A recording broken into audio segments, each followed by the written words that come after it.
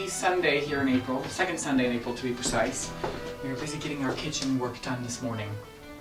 I have some potatoes taken from the food safe that were mashed yesterday for our dinner, and we'll use those to make some potato balls this morning. I've also got a bit of the dripping from our veal. I cheated and boiled it yesterday instead of doing it today. So I skimmed the fat off that and put it in a frying pan that we might have that to fry our potato balls in. But before we get to all of that, let me tell you what you need in case you should like to make these along with me. Let's see, yes, here's the receipt. You'll need 1 cup of mashed potatoes, 1 beaten egg, pepper, salt, flour, and the fat from your boiled veal. Alright, the idea here is that we'll make a sort of batter with our potatoes and a little bit of flour if we need it to thicken it, and some egg to bind it all together. Roll them in flour and fry them in our dripping over there that I have heating on the range. So let's begin. I think we'll put our potatoes in here first into our larger bowl.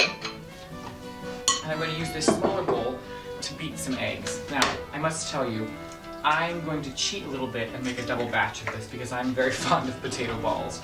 I say, my mother used to call them potato eggs, but she grew up in a different time, you know. So, things are always changing in the kitchen, are they not?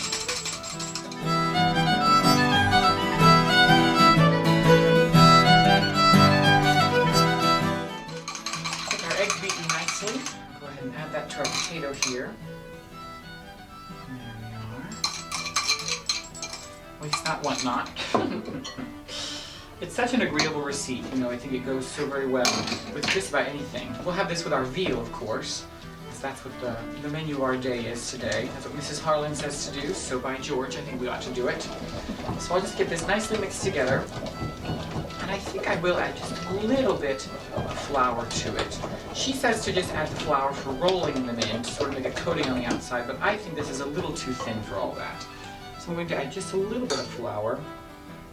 If your potatoes are quite mealy and dry, you may not need to do so.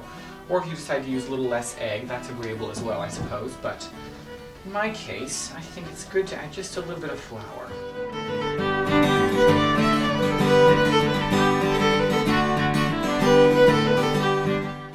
Alright, I think that's thick enough. Time to add a little bit of salt and pepper and work that through. I'm going to make one more deviation from the original receipt as well.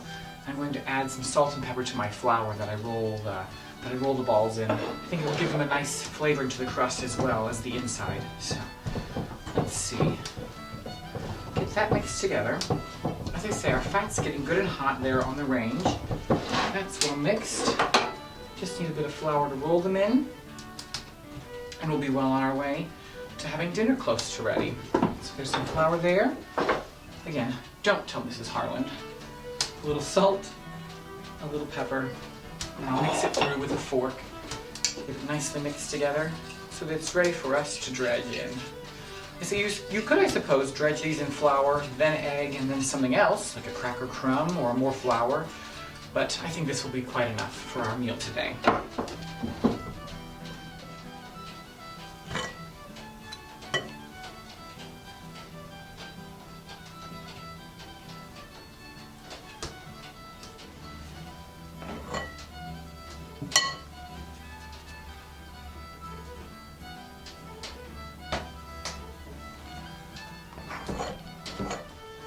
Alright, they're all dredged nicely. Time to get our fat good and hot. And we'll start frying these up quite directly. Let's see. Oh yes, I think that's good and hot. Smoking a little even.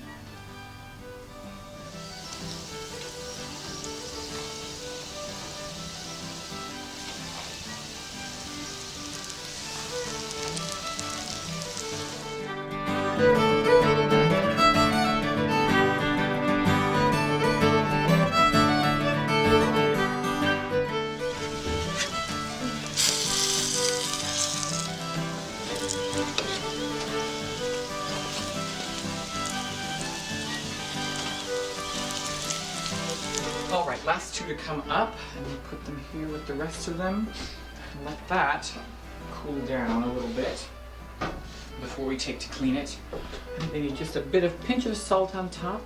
Salt does make everything better by my estimation, I say, and I think it's time to give one a try.